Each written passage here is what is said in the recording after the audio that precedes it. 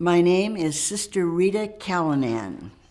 I am with the Sisters of the Immaculate Heart. The full name would be the California Institute of the Sisters of the Immaculate Heart. I have been with the Immaculate Heart Sisters since approximately 1963. My name is Sister Catherine Rose of the Sisters of the Immaculate Heart of Mary. Our order is a pontifical order, which means that we are under the Pope, not the Archdiocese. I first became a sister in 1947, right after I graduated from high school.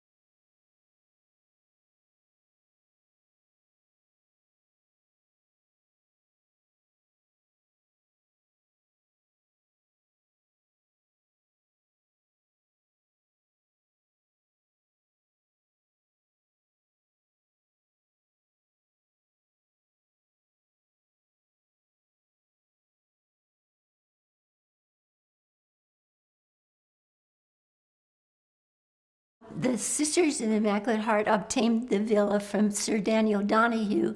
When his wife Bernadine passed away, he wanted a legacy for her, so he sold the property to the sisters for. He sold it to us for $600,000 in the installment plans for 6 years, and then it became ours.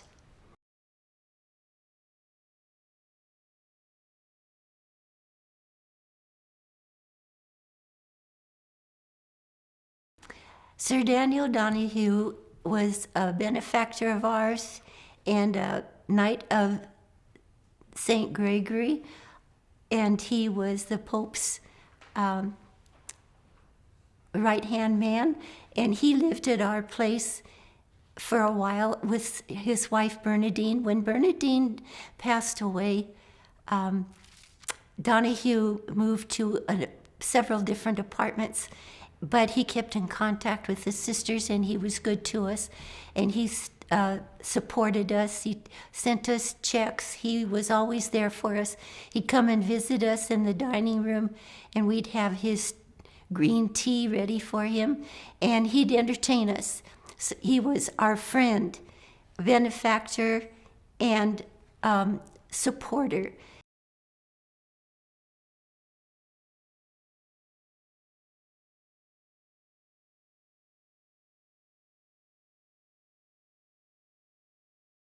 First of all, it started off with Father McAnulty, a Jesuit priest, came and asked Sister Gabriel Marie Keenan, who was the Superior General, could he have a room so that he could do spiritual direction with priests. He was given a room. Then it became more and more, and then he was given what we call the casetta. It was a smaller place down on the property. He was given that from September until June. Now, from June on, we used it ourselves. We had 3 large retreats every single summer that were filled. And then our sisters who had relatives and so forth, they could come, they could stay at the casetta, and they could have like vacation with the sisters close by. Excuse me. So when it became very apparent that the priests needed more space, then they took the casetta, and we no longer had access to it. Donahue Manor was built by Donahue and funded by Donahue, and it was for our older retired sisters and 6 sisters, and it was meant that we would be there for the rest of our lives at Donahue Manor.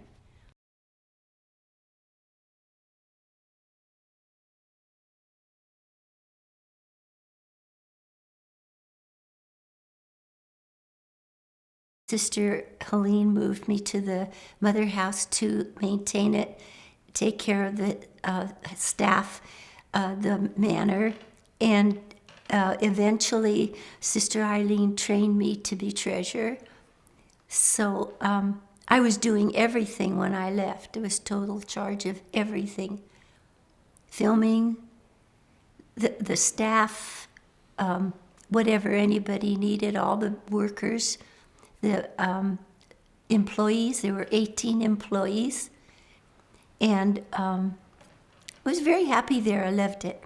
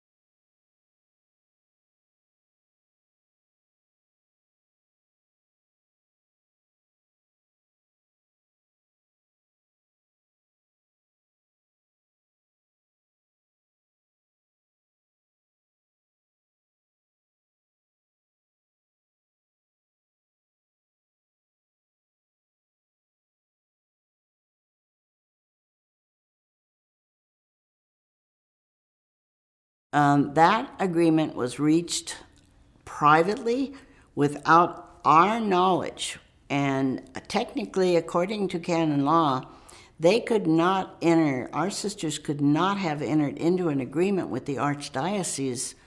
According to canon law, we should have been asked and told about it. We were not told about it. But the interesting part of that agreement was that one part of it was that if and when the sisters needed care, they would be given help by the Archdiocese after our funds ran out. The important thing about it is that, and it came from Rome, is that our sisters would be taken care of down to the very last sister at Donahue Manor.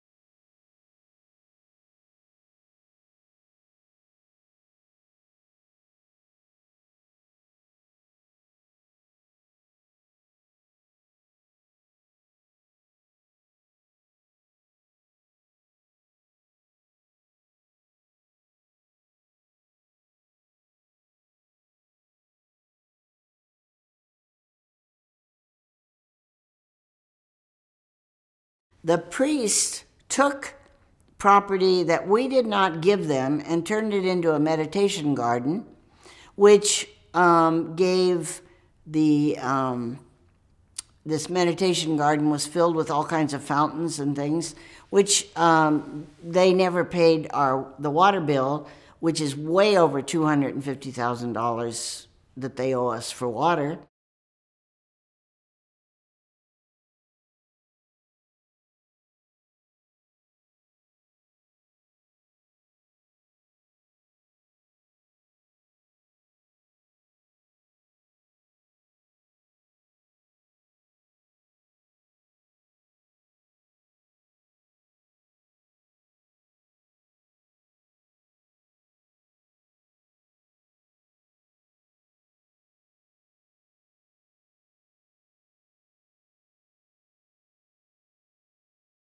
Father Tom Anslow came in. He was named Pontifical Commissary. Now, it was told to him from the very beginning that he could not be Pontifical Commissary because he worked for the Archdiocese of Los Angeles. He was the canon lawyer, whatever, he was the expert.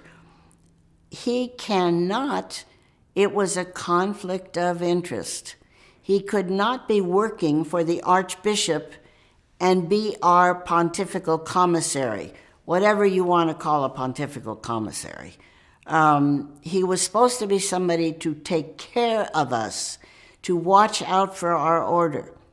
The only thing he did was to shut us all down.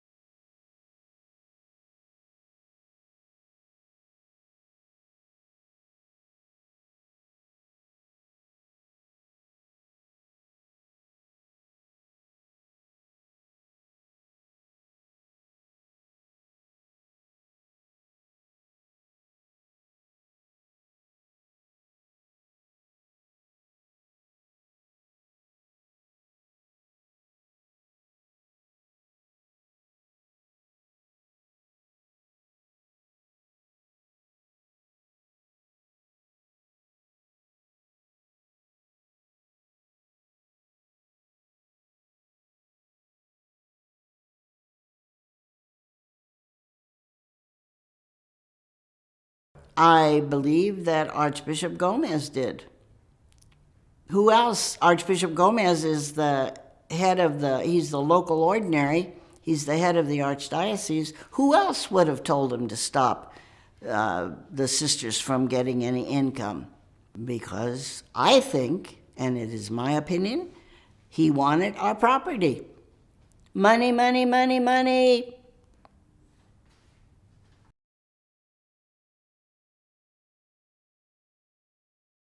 Well, the office for the community was in the manor by the front door.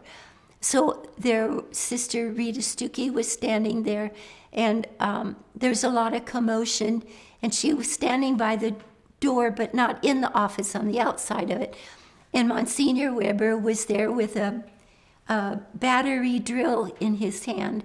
And then he had gone to the office and drilled one of the filing cabinets open and took all our files, all our financial records, took 8 boxes of things from our files.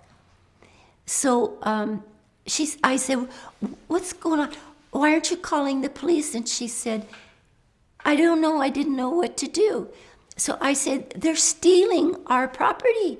So later on, and I still think what they were looking for was the deed of the house.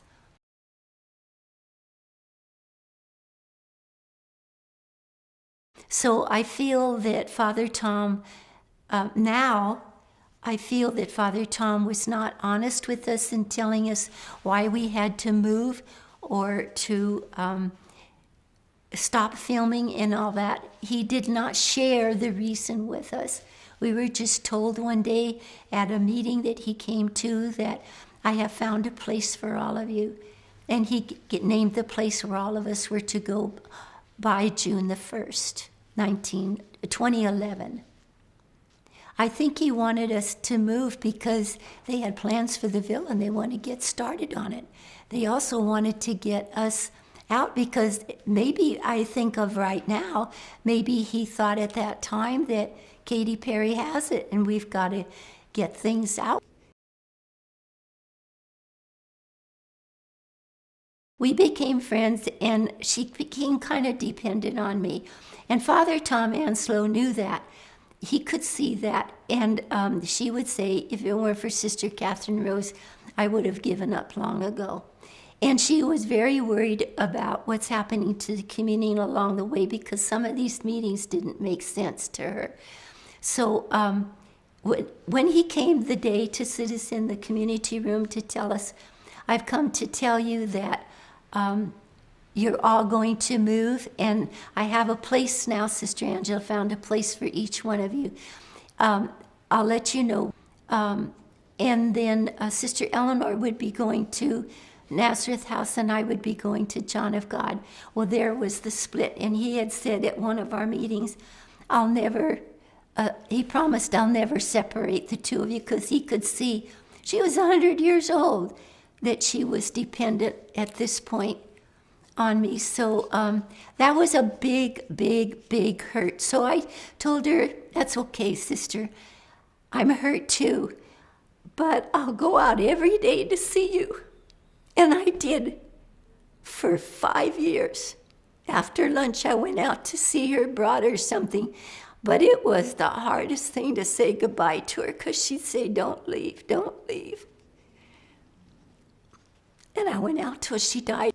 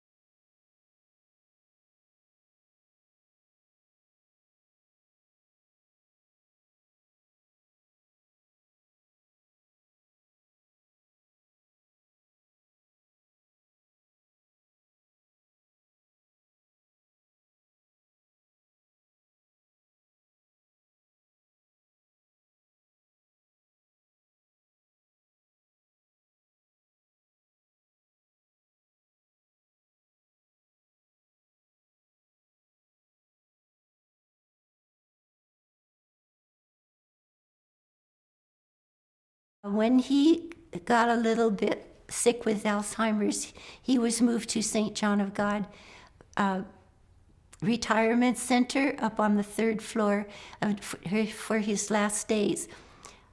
The week after he passed away, in December the 4th, 2014, I call it all hell broke loose.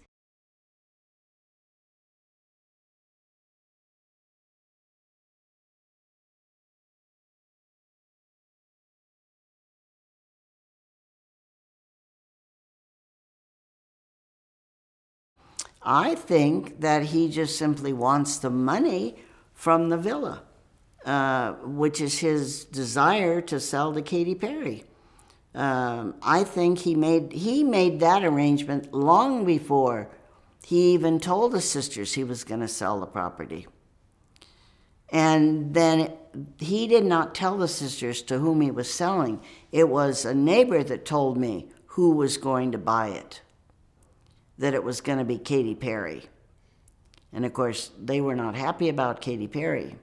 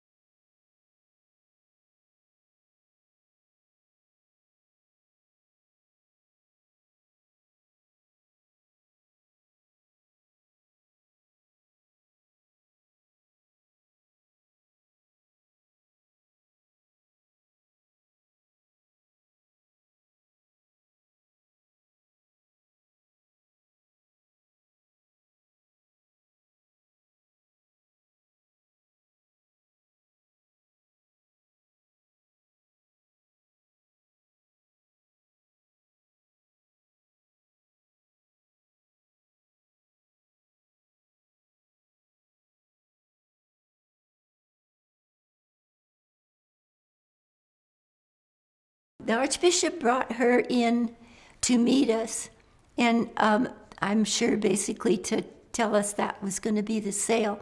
And a couple sisters starting asking questions.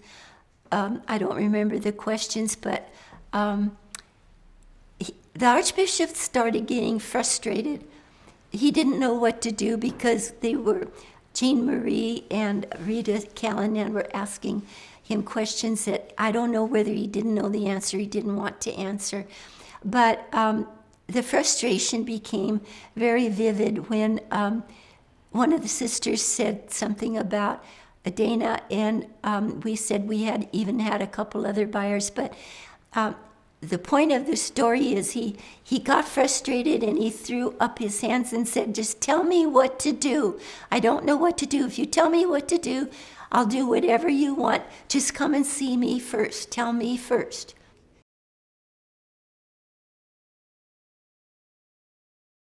Dana wanted it so badly, and we thought she's going to leave it open to the public. Katy Perry said she was going to close it. It was going to be her home.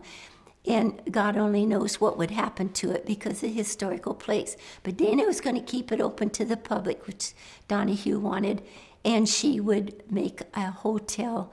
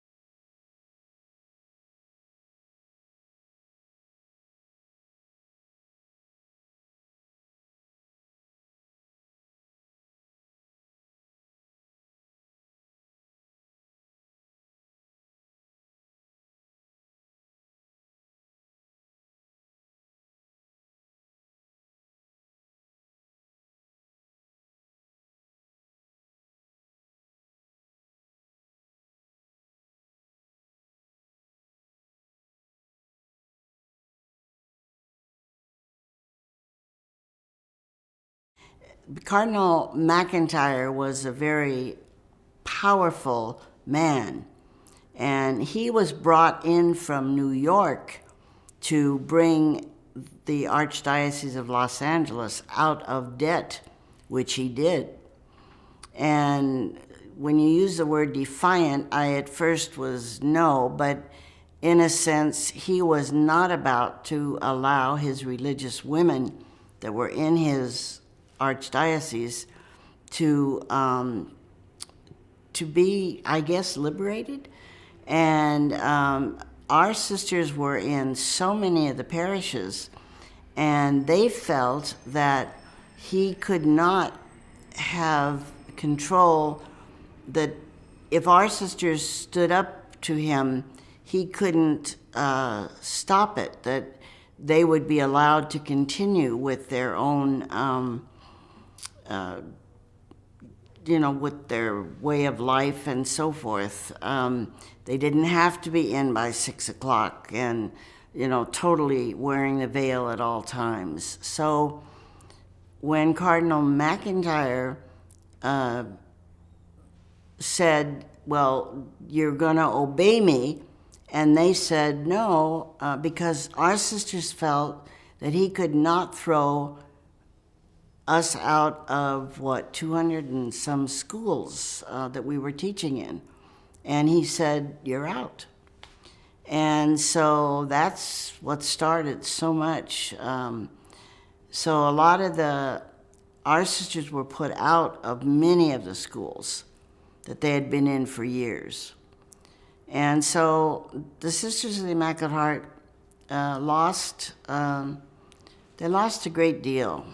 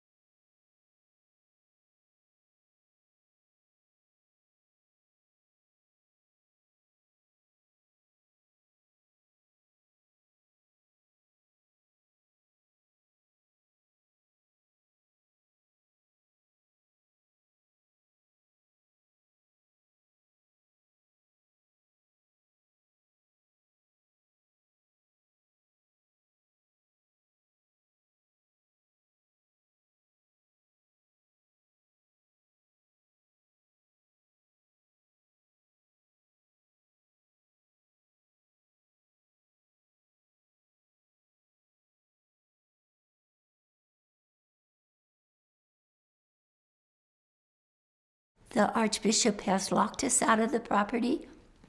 Started with the front gate, which we could see. A lot of people were driving through because it has a beautiful scene all around it, but we finally had to put the gate up, and we shared that with the house of prayer.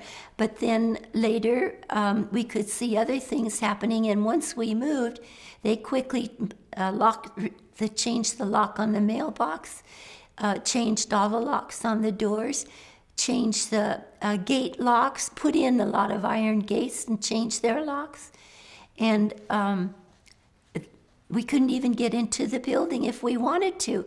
If it were not for the fact that the sisters said, yeah, the priest will give them down below the property, this archbishop wouldn't even be able to step his foot in the property. It's not his property. It's our property, which, of course, at the moment he is, we can't even get in on our own property, and it belongs to us.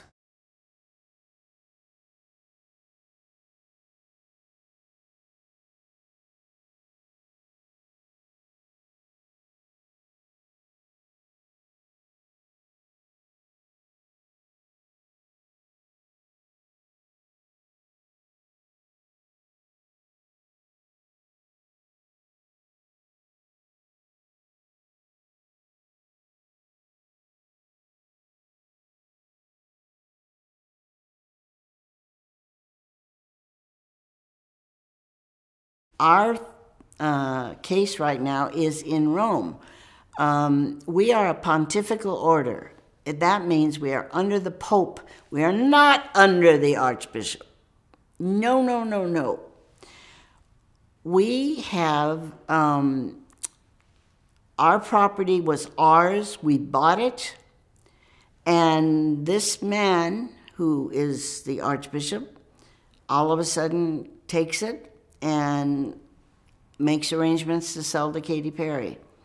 Now, he showed me a letter and said that gave him the authority. I did not believe his letter. I believed it was a fraud. I really did. Why? Well, because it's not signed by two people.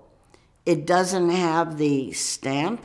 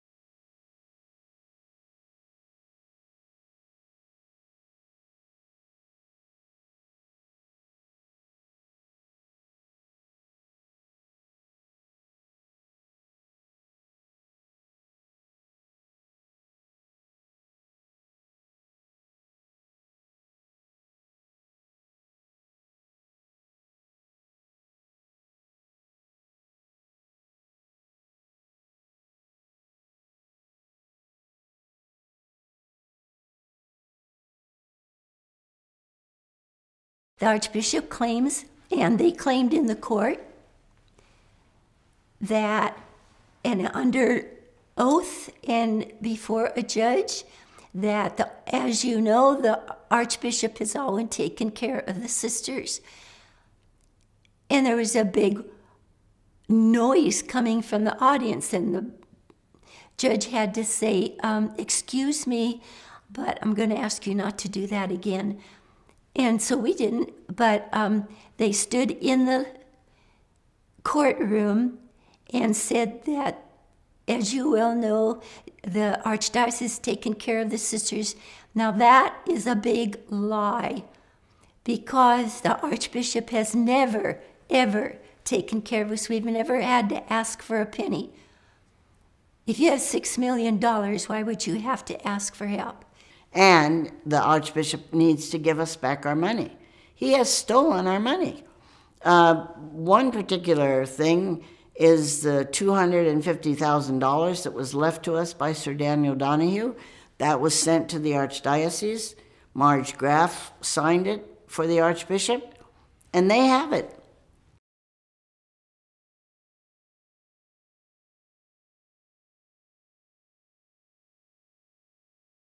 We send them the bills, and then we think they're paid, and then we get notices of non-payment or telephone or texts on telephone to say you have 5 days to pay, or there'll be a penalty, or you will be cut. So there was a lot of that, and there still is some of that. Gas, go buy gas, and the card didn't work. So a lot of things were stopped by the Archdiocese, so that we cannot touch anything. We have 3 bank accounts with money in it, and we can't touch it. And they will not change the name on it, because you have to ask the Archbishop for one of their signatures to be notified, and we know they won't change it. We are without money, and they are supposed to be paying our bills. Are they? No, they're not paying our bills. Would you say getting a letter of cancellation from your insurance shows that they are paying the bills? No. I used the gas card. It was denied. I used the cheapest form of cable, and that was, at the time, Dish Network. They stopped paying that. It's very stressful. All of this is very stressful because it's not necessary. It's not necessary. Like I started to say, we have money in 3 banks and cannot touch it. But if they want, they can, or our corporation. And I'm told that cannot be done by law unless the people themselves do it. I just wonder how, when we ask the bankers, how come you won't even let me change an address on it, the mail, so it comes to us? It has to go to you, or it has to go to the villa. And they say, sorry. But I said, how come the Archbishop can walk in here and change everything without asking our permission? And ask one of us on the signature card. They just say we can't do it. There's no way we can break through that barrier.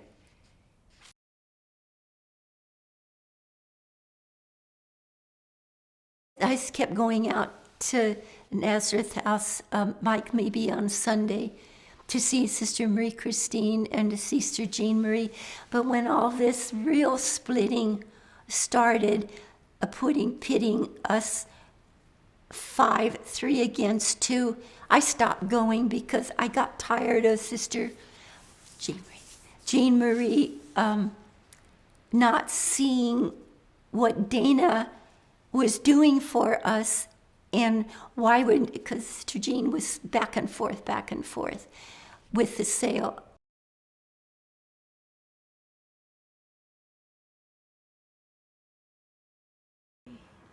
Who came to visit you? The priest. Oh, what did they say? Puras papas. What they say? I know that too many people yesterday. There was too many people yesterday? Mm-hmm. Did they ask you to sign anything?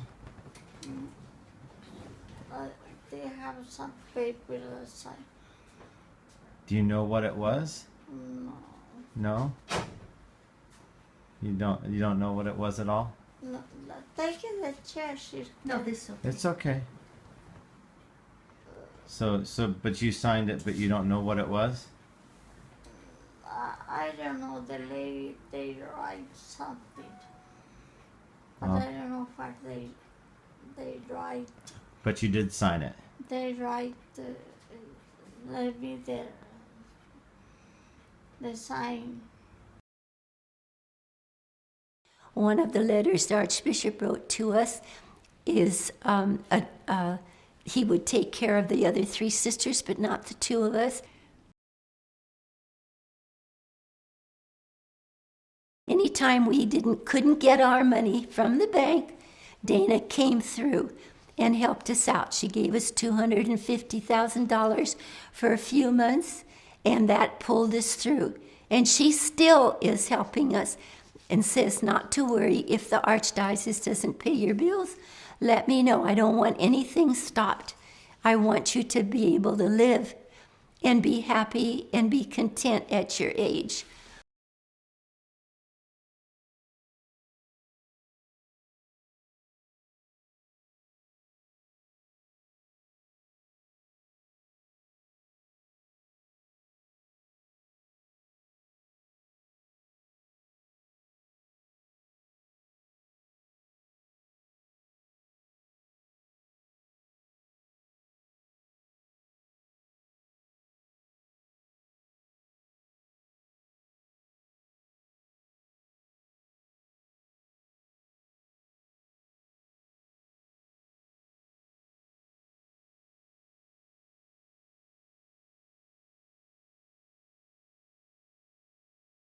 We asked Dana to take it. We did. She did not coerce us. She did not threaten us. She did not give us money because she's buying us. We asked her all along.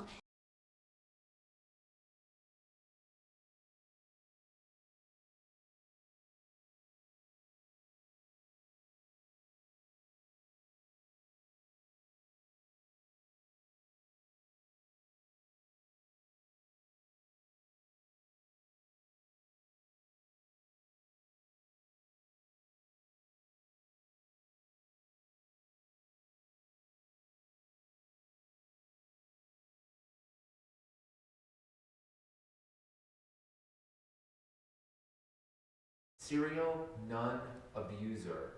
Abuser? We wouldn't be where we are or living the way we are if it weren't for her.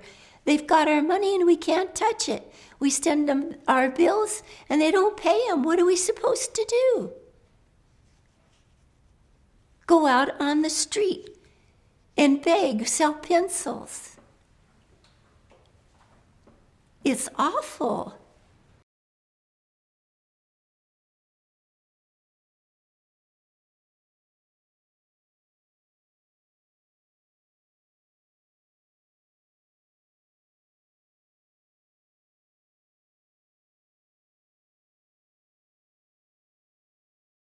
It is not for our benefit. We're not getting that money. That was a big joke. And then for that Dillman to get up there in court and say the Archbishop now has to care. He insinuated that Dana wasn't giving what she was supposed to give, and that therefore the Archbishop now has to care for us. This is not true. And we are not getting the money. What we're asking for is we want to sell our own property. We want to take care of our own affairs. We've been able to do that all along. If they were doing things for the benefit of the sisters, they'd let us do our own work. They'd give us back our money. They'd give us back our corporation.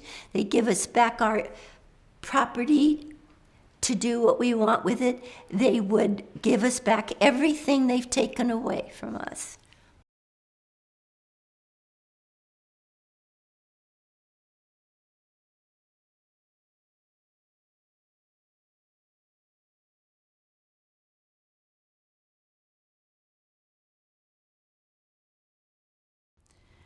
And then they stood up there and said something about we have a vow of poverty. Come on, we ran a multi-million-dollar business with the villa. We had all kinds of things that we did for the community, all kinds. And here we are with no money and just like, oh, please, could I please have money for my cable? No, so my friends are now picking up things.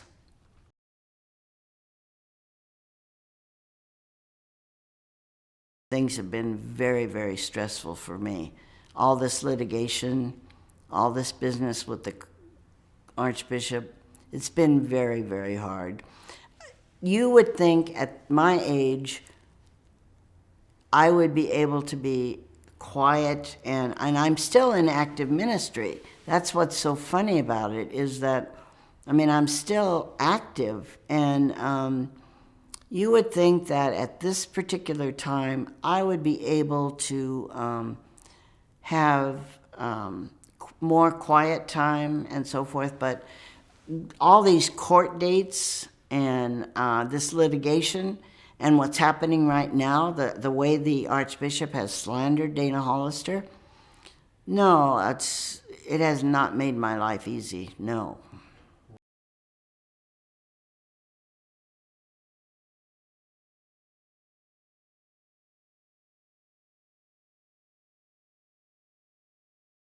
I don't call that care. I don't call that watching out for us. I don't call it anything except abuse, elder abuse. The Sisters of the Immaculate Heart have had a tremendous influence in this Archdiocese. This Archbishop doesn't even know that we exist. He kept our names out, the Sisters of the Immaculate Heart. We're not in the Catholic directory. That was back in, I don't know, it's been 2-3 years. We're not in the Catholic directory. My name is not even under the index of religious, so I don't exist. Phew, she's gone.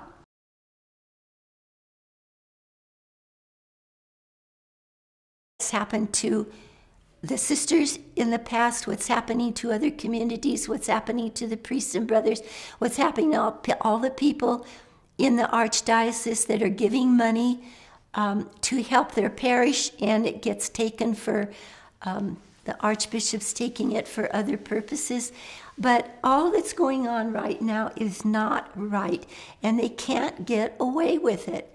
It has too many people worried, scared to death, and they're walking away scot-free.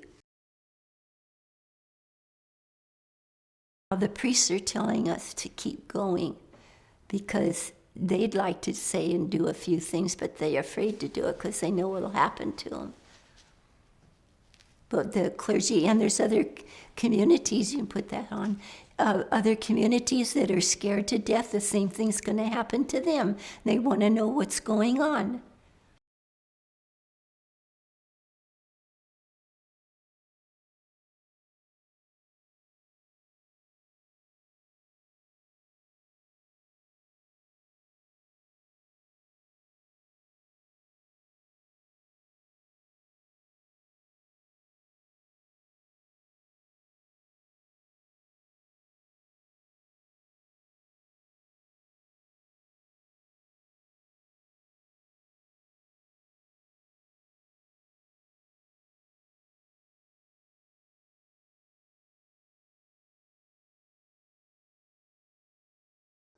And we met some of the jurors outside, and one of them said, just threw his arms up like, I didn't know what to do. He said, we didn't get the full story. We didn't get the other side of the story. Dana could not go up and defend herself and tell her side of the story. They tricked her into, they said they tricked us into words we don't understand. We never heard of them before. We just didn't know how to vote. And then another juror next to that was listening, and he came out, no, I'm okay. I just get a bite of a nerve.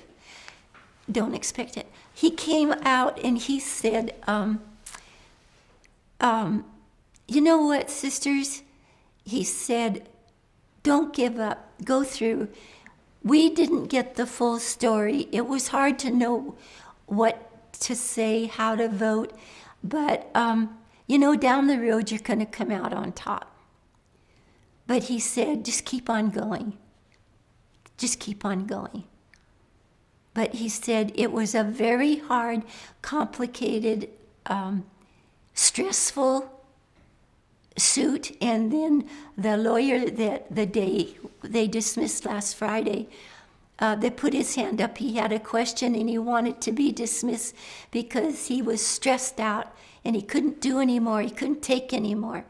But the judge said he had to come back on Monday, and he was there. I'm sure the weekend gave him a little bit of reprieve. But he just got lost. He didn't know which way to go. And I saw a lot of jurors talking to the judge, to the lawyers. And I have a feeling some of them felt the same way. They just got lost in the whole case because it's so big. And they stressed so much of what the fight is really not all about. All it was about was to defame Dana, knock her down, squish her, step on her, destroy her life for the rest of her life. I don't know how they go to bed and live with themselves at night. I really don't. Or if they get the money, they're using stolen money to buy a house or to buy a car or to buy whatever because they're so hungry for it. All of this is just all about money. Lawyers getting paid. It's not about the sisters.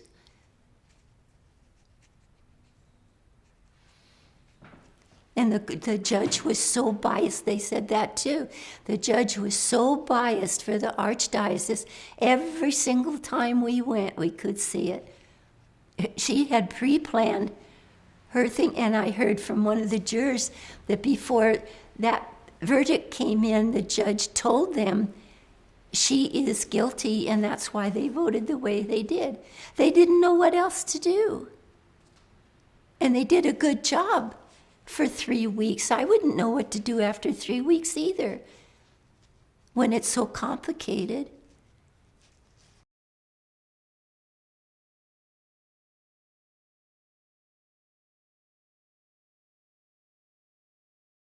Right now, what's happening in Rome is that it's at the highest level. It's like our Supreme Court. And it's at the very highest level. Now, they have got to do something. They've got to step in and say the sisters can sell the property to whom they want.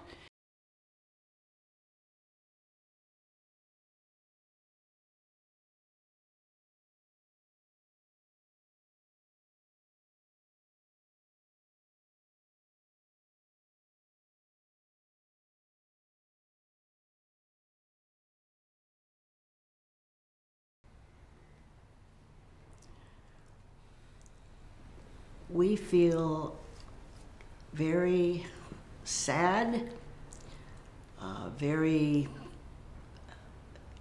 it's hard since this ruling just came. It's very hard to even digest what happened, to think that our own church has turned against women religious, and all the years that the Sisters of the Immaculate Heart have put in this Archdiocese, I am feeling very sad and honestly very angry to think that our own church people have turned against us.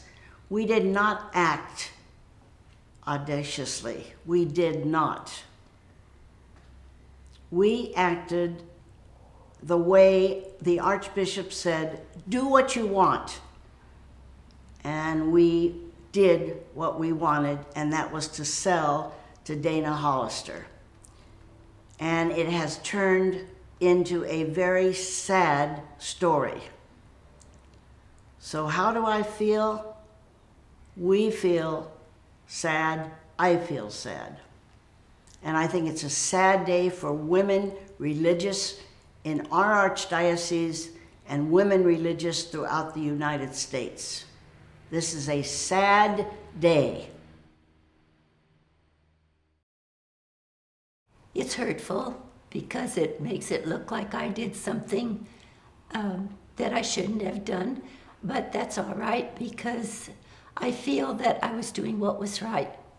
Because we have the documentation that says that the property is ours and that I had a right to do it as treasurer for the sake of the community. So we did what we felt was the right thing to do, and we had the right to do it. It wasn't anything we did on purpose just to be ornery or mean or try to win a case. But we did at the time what we thought was right. We still think is right because it is our property.